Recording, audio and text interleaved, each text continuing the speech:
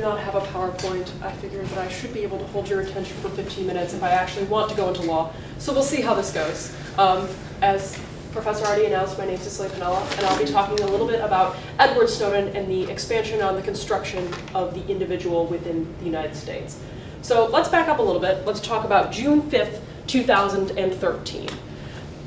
The Guardian released an article detailing the fact that the United States government, specifically the National Security Agency, as well as the FBI, had access to very specifically 3 separate things. They demanded that Verizon Wireless, the cell phone behemoth institution in the United States, release data, specifically metadata, for millions of its customers. The important thing to remember from this is that these were all domestic targets. Thing number 2, the 6th of June in 2013, Washington Post and The Guardian released another article detailing that the NSA has unfettered access to some of the largest technology companies in the world, specifically their privacy servers. This includes Google, Apple, Yahoo, and Microsoft. We ignored Bing because it's irrelevant. Moving on, we look a little bit more at the fact that of this information, 3 billion pieces of this information are specifically on domestic American sources. Move on to June 7th of 2013, where The Guardian publishes Presidential Policy Directive number 20. This outlines just how the NSA and corporations are to go about analyzing specific cybersecurity targets. A large portion of these targets are, once again, domestic in nature. If you can't find a theme, there you go. Look again to June 8th of 2013. At this point, we see the information leaked by The Guardian regarding a US cyber surveillance program called Boundless Informant. It's exactly what it says. It provides American cybersecurity with the ability to look at every single military organization, be it domestic or international, as well as their actions and actions of specific individuals within those organizations. It is a boundless source of information, proving once again that the American government, like the Cuban Missile Crisis and the War for Independence, has really unimaginative abilities to name things. However, let's look at June 9th of 2013, where The Guardian finally releases that a 29-year-old ex-Booz Allen Hamilton employee is the source of these leaks. He is the man that opened the floodgates. You all know him, slightly scruffy, looks a bit like a rugrat. His name is Edward Snowden. Well, what we have to remember is that through his course through Australian, British, and American intelligence agencies, Snowden leaked 1.7 million documents, not pages, entire documents. If you convert that into US dollars, he could have woke up in a brand new gold-plated Bugatti. Now, if we're looking at something like this, we have to understand the fact that this was foreign intelligence, this was domestic intelligence, that every page, line, and coded word of it is currently constructed as treasonous. It is a crime against the state. Now, we agree that Edward Snowden at one point did work for Booz Allen Hamilton, that he did work for the NSA, and during his time as a cyber surveillance analyst, he held the digital lifeblood of the United States of America in the palms of his hands. And he also did this as a born and raised United States citizen. We agree that on June 5th of 2013, the American government was woefully unprepared for the sheer magnitude of the information that Snowden released. And we also agree that it only took one man 5 days to bring the surveillance and intelligence world to its knees. We also agree that throughout his time in Hong Kong and subsequently in Moscow, that the American government has sought to prosecute Edward Snowden for his actions, because they too construct what he has done as a crime against the state and a crime against the American public. But what we do disagree upon is why this happened. Or more importantly, is it a crime against the state or even a crime at all for one citizen to flood the market of information in such a way to peel back the skin of the American government and reveal its internal organs? So what we're looking at today is really the construction of the neoliberal state. Where do you, and you, within the context of the state, function?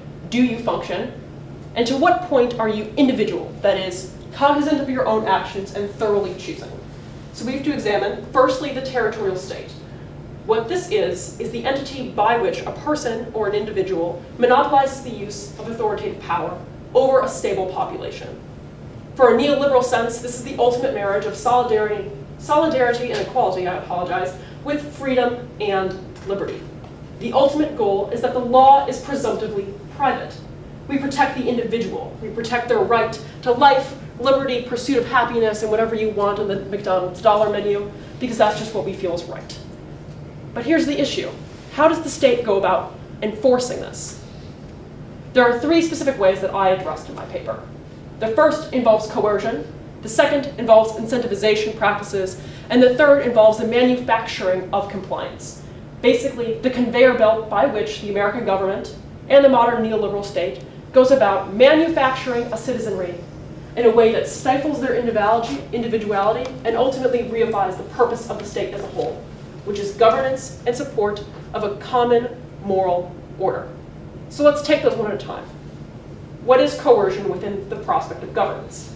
What we have to look at in this case specifically is that coercion is the use of force.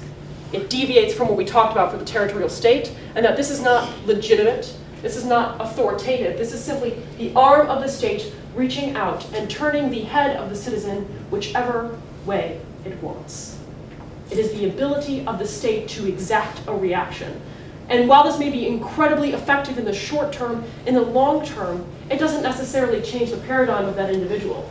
It does not make them accepting of that governance. It does not manufacture that compliance, and it does not make them reify and support that state. Within the context of Edward Snowden, the United States revoked his passport with but one institutional province, that he can return to the United States to be prosecuted and put in jail for what they construct as his crime. It is important to remember that within this context, the state still recognizes Snowden as a citizen, but is still trying to inflict that arm of force when he is deviated from their moral order. Next, let's turn to incentivization. This is what in Politics 1 looks like carrot and the stick method. If I give you a cupcake and I ask you, please sign my petition for student senate, the likelihood is you're also probably going to sign my petition for student senate. Same thing is with politics. People are incentivized via tax breaks and subsidies in order to perform government-sanctioned actions. This way, it's not necessarily the construction of the government choosing for you what you should do, as coercion would suggest, but rather making that choice more suggestive. Making a specific policy area, but not specifically mapping the route that you want to take to get there.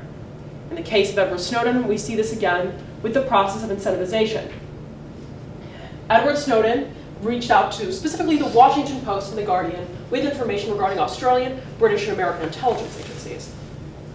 He originally provided them with monetary benefits and exclusive rights to the story. They were to publish what they constructed as leaks regarding American intelligence.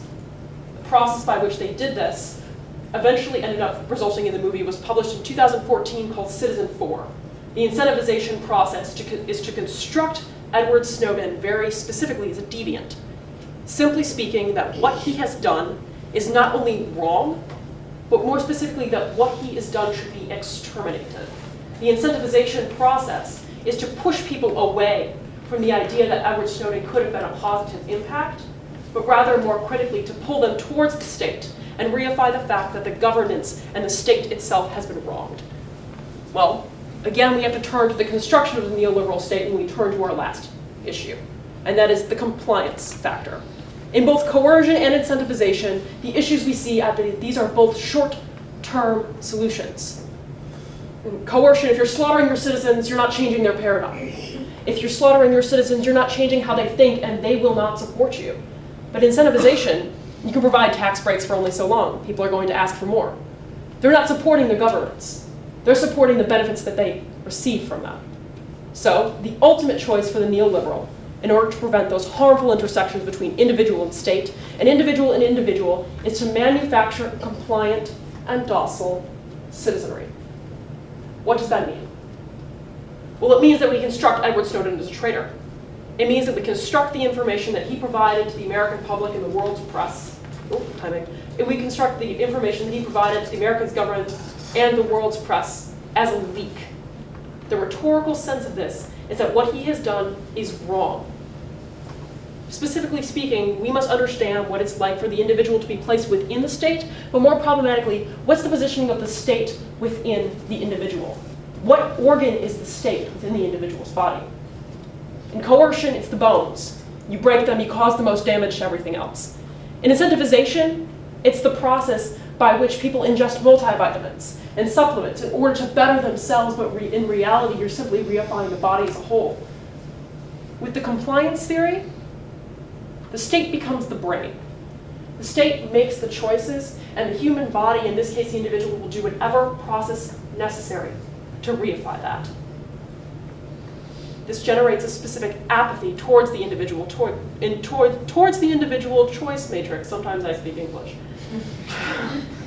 What this ends up generating is the fact that political apathy, in this case, will serve as a morphine, a sedative for the rest of the body. The brain is then able to dictate the body's movements, albeit slowly and tacitly. But at the end of the day, the citizen is manufactured as compliant. Individuality and the crux of the neoliberal state is constructed, and it's provided to us in the form of Edward Snowden. He is constructed for us as deviant, but what's the most important thing about this is that Edward Snowden is not the be-all, end-all of something like this. He's not the only deviant we'll see. He's not the only person that the United States government will construct as a leak.